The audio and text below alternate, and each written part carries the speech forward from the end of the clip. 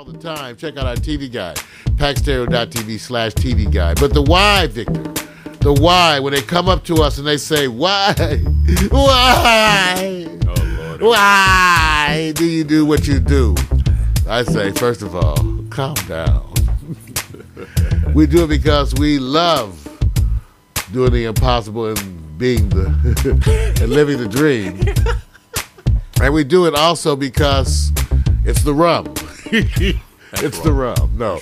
Ultimately, we do it because we know that you are in control. We're in control together. We're in control of a revolution that we call internet television, ladies and gentlemen. And we are glad that you are doing it with us. Thank you. Much better. Much better, man. Sounds like you took some time, concentrated on it, and you inspired GNN. Well, working at it. It's hard. It's hard some of these Mondays. It's hard some of these Mondays. So we got to settle in and get into that. Now, before we get really settled in, we have to take a moment because today is a day.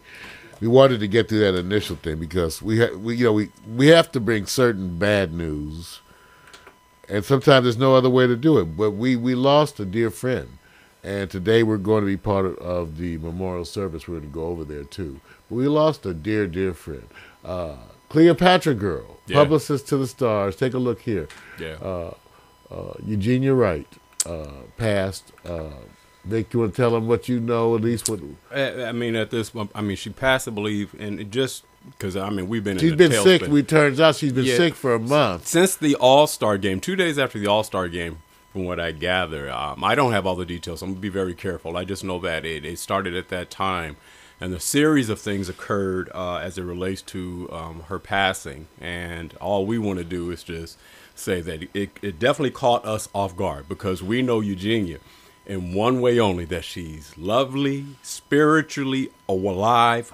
She is so open-minded and never a bad or sad moment. So as we relive this, I'm constantly smiling because I remember every breath, every step that she has taken was always to sit back and say, let me greet you like I'm just about to meet you. And she always did that. So for me, it was just a time for her to go to the place we all hope to get. And I can't wait to just kind of relive some of the stuff that we're going to talk about her as we go on through the show, and we'll be paying homage to her. You'll see a lot more of her throughout the week, maybe. Well, I know. I thinking about it yesterday, I just kind of got motivated, so I went looking for pictures of her, and then I went to her Facebook and gathered some pictures, and I made sort of a mashup, and I put some music with it that was very special to me that we always play. It's one of the pieces we always play. God will take care of you. Yeah, definitely. Piece we always play when these types of circumstances. So, at the end of the news segment, after the news segment, we have a piece that we want you to stick around and listen to. Oh yeah, and see, and it's a video, it's a photo mashup. It's a lot of her friends. Yeah, it's a nice piece. And look, we would love. She's a PR person, and PR. Well, that's part of what I see. See, the part is that they're supposed to stay transparently invisible. In other words, be there but don't be seen as much. I was just, when people pass on, I don't know how other people are, but we all have our kind of communications. Well, yeah, I know that she needed to me. I needed to do some kind of homage. You know what I'm saying? To her. I knew that. And so that's why we have her picture there. And also we put it on the homepage at the website. Yeah. She was more, I'm going to say this, and I know a lot of people don't probably say, well, that's not her role. But Mario, she was a presence, although she represented artists. She was a presence herself. She was caught in two worlds. When you look at it, a person who was in front of the camera before transitioned and now, representing artists, but man, as soon as she started talking, the energy, you want to get her on camera. Oh man, and we're so blessed to have had her in the studio, and she was doing more and more and more and more, and she was such a perfect internet television personality. Just such a perfect one. So you may hear us go out through the week talking about her. I'm pretty sure after today, a lot of success stories, people reminiscing, reliving. We'll continue to bring up those moments. Try to find those video moments where she's comfortable being on camera. See, that's the hard thing. That's why what we're going to try to do today is when we go out to the memorial, we're going to try to capture some pieces of friends of hers, colleagues, friends, clients, and have them tell their own Eugenia stories. And maybe we'll have some of that video for you tomorrow. Who knows? I don't know. We'll see. We have to see what happens. Right. No, I agree. But it's a celebration. Like I said, you can be where she is, or you can be down here near Lamert Park. That's right. And that's our signal. That's the signal. It's that time. Because, ladies and gentlemen, that's that time. It's time for the good news, the bad news, and the other shit. I'll say it again if you haven't heard me. The good news, the bad news, and the other shit. It's coming. Here it is. Whoa. These visual aids, I tell you. Man, I tell you. I know. Well, first of all, go on, Vic. No, go ahead. Hit him in the head, because you know what you're gonna hit him in the head. It's you may title this "Good News, Bad News," but really you should reverse it. It should be bad news, the other shit, and maybe some good news. I'm mixing it up today. Well, here's the first thing. Let's go take a look at this piece. Okay, let's go take a look at this piece right here.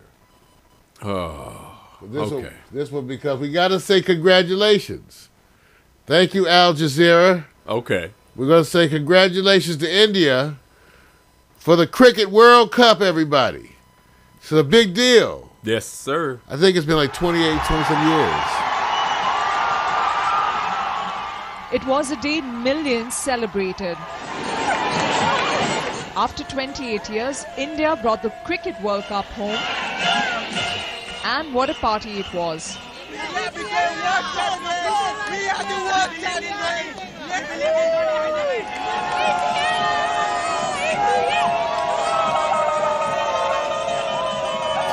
The city of Mumbai has come to a complete standstill as people are celebrating in any which way they can. People from all walks of life are here, and remember, this is just one city in India. There's similar scenes being played out in different parts of the country, and it seems the party has just begun.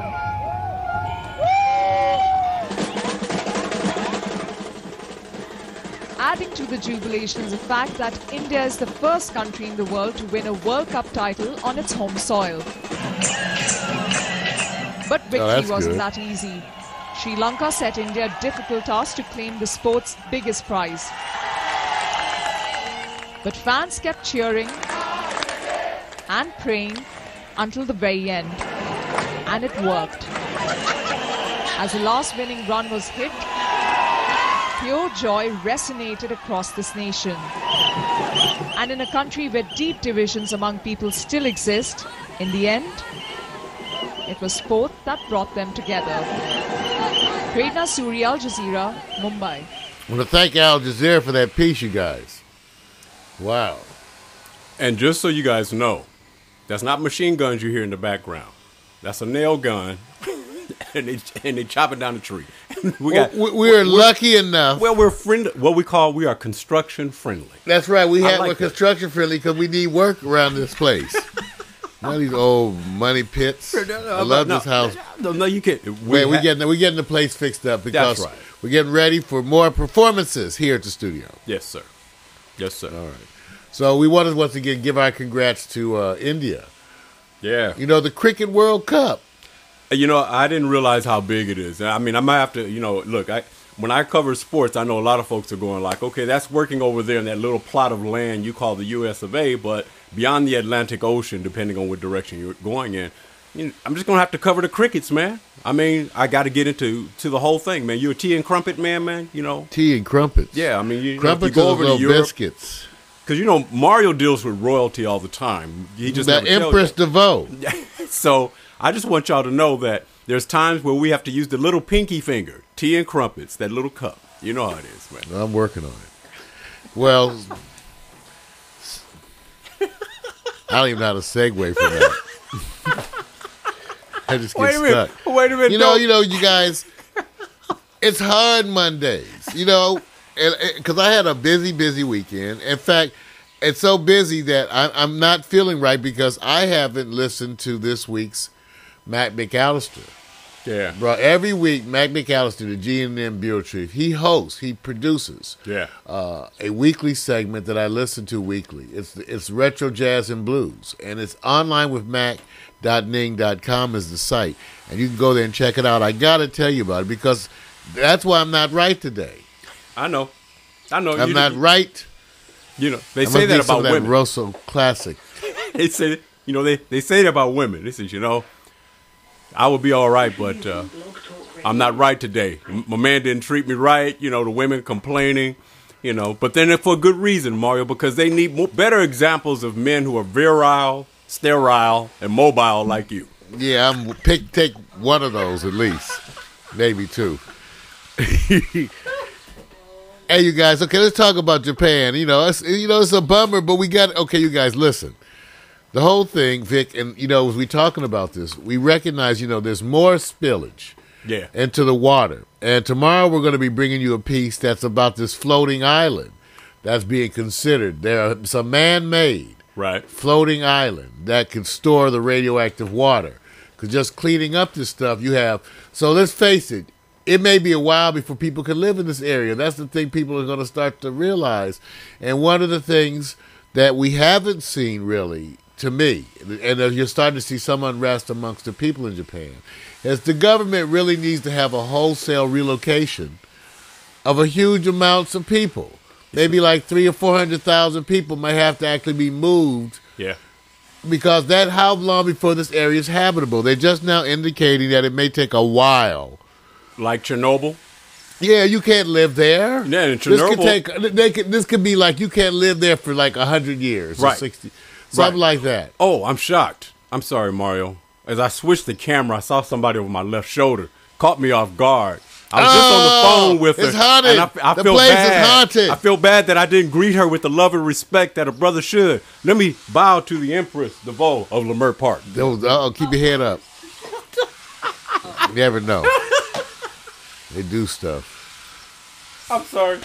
I just got surprised. Well, that's okay. Now she can come in and get this. Is the part that scares the shit out of her anyway. Huh? Come on, baby. Here's the seat. That's the part that scares the shit out of you. Wait a minute. Oh, you can pull your. Well, that's okay. We'll pull your table right. Well, wait a minute. We'll pull a table, but not now. Because welcome everybody. Here she is, the Empress DeVoe. Empress.